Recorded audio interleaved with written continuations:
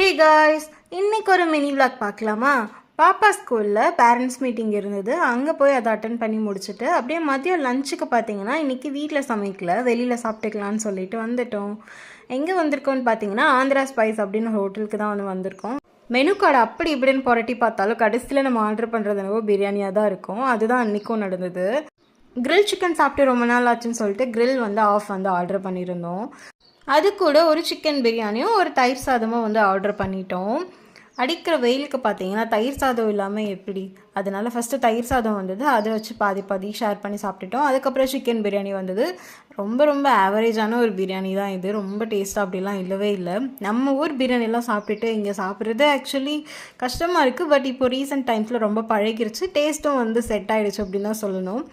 இந்த ஊர் டேஸ்ட்டுக்கு நாங்கள் செட் ஆகிட்டோம் அப்படின்னு கூட சொல்லலாம். ஸோ சாப்பிட்டுட்டு அப்புறம் வீட்டுக்கு கிளம்பியாச்சு. இந்த விளாக் பிடிச்சவருக்கும் சப்ஸ்கிரைப் பண்ணிவிடுங்க. பை.